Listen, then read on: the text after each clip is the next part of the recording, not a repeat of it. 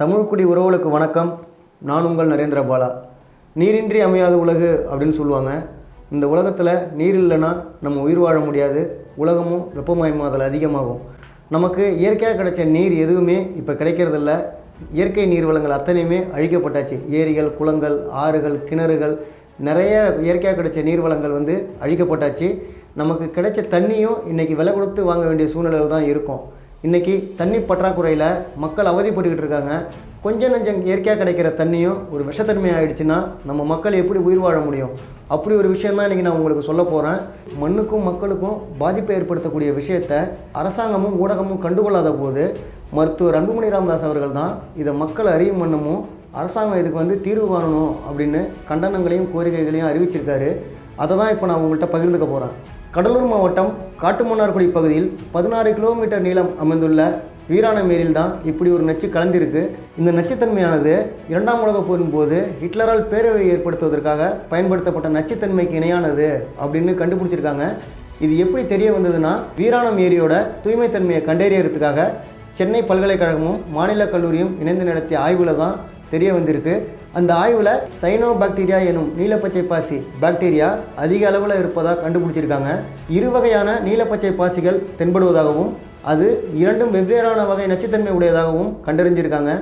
பொதுவாக இந்த நீலப்பச்சை பாசி அனைத்து நீர்நிலைகளையும் காணப்படும். ஆனால் ஒரு அளவுக்கு அதிகமாகும் போது இந்த பாக்டீரியா நச்சுத்தன்மையாக மாறிடும். 1 லிட்டருக்கு 1 மைக்ரான் அளவு இருக்கலாம். ஆனால் இந்த வீராணம் ஏரியில் முதல் வகை பாக்டீரியா நச்சு லிட்டருக்கு 17.72 மைக்ரான், 2ஆம் வகை பாக்டீரியா நச்சு 19.38 மைக்ரான் அளவுக்கு 1 லிட்டருக்கு இத்தனை மைக்ரான் அதிகமாக இருக்குது. அதனால் இது ஒரு மிக நச்சுத்தன்மையாக மாறி இருக்கிறதா ஆய்வில் தெரிவிச்சிருக்காங்க. இந்த நீலப்பச்சை பாசி நச்சு கலந்த நீரை பயன்படுத்துவோருக்கு கல்லீரல் நோய், தோல் நோய், அரிப்பு மற்றும் ஒரு பக்க தசையூட்டமற்ற மரப்பு நோய், இன்னும் நரம்பியல் சம்பந்தமான நிறைய நோய்கள் உண்டாகும். இதில் வளரக்கூடிய மீன்களை சாப்பிட்றவங்களுக்கு உடல் உபாதைகள் ஏற்படும், வயிற்றுப்போக்கு உண்டாகும் அப்படின்னு ஆய்வில் தெரிவிச்சிருக்காங்க. இந்த பாதிப்பு எதனால் ஏற்பட்டிருக்குன்னா, தொழிற்சாலைகளிலிருந்து வெளியேற்றப்படக்கூடிய சுத்தகரிக்கப்படாத கழிவு நீராலையும் விவசாயிகள் பயன்படுத்தக்கூடிய ரசாயன உரங்களாலையும் தான் இந்த நச்சுத்தன்மை ஏற்பட்டிருக்கு அப்படின்னு சொல்கிறாங்க.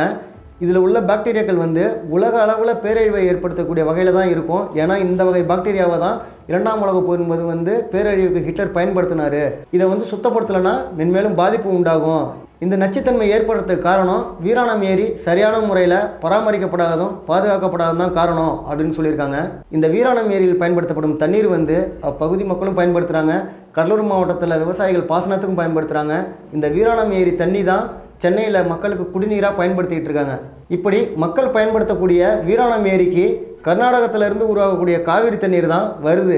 அங்கேருந்து வரும்போது கர்நாடகத்திலிருந்து வெளியேற்றக்கூடிய சாக்கடை கழிவுகள், மேட்டூர் பகுதியிலிருந்து வெளியேற்றப்படக்கூடிய வேதிப்பொருள் கழிவுகள், நொய்யலாற்றிலிருந்து வெளியேற்றப்படக்கூடிய சாயப்பட்டறை கழிவுகள் மற்றும் டெல்டா பகுதியில் விவசாயிகள் பயன்படுத்தக்கூடிய ரசாயன உர கழிவுகள் இதெல்லாம் சேர்ந்து தான் சங்கமிச்சு இன்றைக்கி வீராணம் ஏரியில் கலந்து இப்படி ஒரு நச்சுத்தன்மை உண்டாயிருக்கு.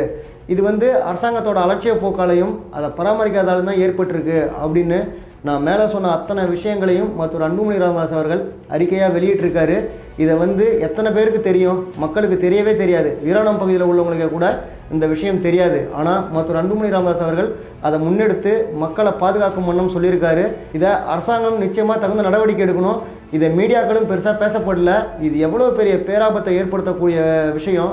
ஆனால் இது இன்றைக்கி ஒரு அலட்சிய போக்காக இருக்குது. இன்றைக்கி தமிழ்நாட்டில் மாசுபடாத நீர்நிலைகளே இல்லை அப்படிங்கிற சூழ்நிலையில் தான் இருக்குது. ஏரிகள், குளங்கள், ஆறுகள் இதே போல் நீர்நிலைகள்லாம் பாதுகாக்கப்படணும் அப்படின்னு சொல்லிக்கிட்டு வராரு. தொடர்ந்து வலியுறுத்திட்டு வராரு. நீர் மேலாண்மை அமைக்க கோரி தொடர்ந்து போராட்டங்களை முன்னெடுத்துக்கிட்டு வராரு. இப்படி ஒரு ஆக்கப்பூர்வமான செயலை, மக்களுக்கு நல்லது செய்யக்கூடிய செயலை ஒரு நல்ல அரசியல் தலைவராக மருத்துவர் அன்புமணி ராமதாஸ் அவர்கள் தான் முன்னெடுத்து செஞ்சுக்கிட்டு வராரு. வேறு யாரும் இல்லை. மற்ற எல்லாருமே தங்களுக்கான அடையாள அரசியலும் குறை சொல்லும் அரசியலும் தான் செஞ்சுக்கிட்டு இருக்காங்க. அவங்கவுங்க ஆட்சி காலத்தில் செய்யாமல் எதிர்க்கட்சியாக இருக்கிறப்ப ஆட்சியாளர்களை குறை சொல்கிறத வழக்கமாக வச்சுக்கிட்டு மக்கள் சார்ந்த நலன்கள் எதையும் செய்யாமல் அவங்களுக்கு உண்டான அரசியலை தான் செஞ்சுக்கிட்டு இருக்காங்க. இப்படி மக்கள் தேவைகளை பூர்த்தி செய்யக்கூடிய அரசியல் தலைவரை தேர்ந்தெடுங்க. மக்கள் புரிஞ்சிக்குங்க. இன்றைக்கி அந்த வீராணம் பகுதியில் அந்த நீர்நிலைகள் பாதுகாக்கப்படணும், அந்த நச்சுகள் அழிக்கப்படணும்னா கரையோரங்களில் கோரைப்புல்லை வளர்த்தா அதே போல் பாக்டீரியாக்கள் அழிக்கப்படும். அந்த கோரைப்புல்லுக்கு அந்த நச்சுத்தன்மை அழிக்கக்கூடிய தன்மை உண்டு. அதனால் பராமரித்து சுத்தகரித்து வீராணம் ஏரி முழுக்க கரையோரங்களில் கோரைப்புல் வளர்க்கணும் அப்படின்னு மருத்துவர் அன்புமணி ராமதாஸ் அவர்கள் சொல்லியிருக்காரு.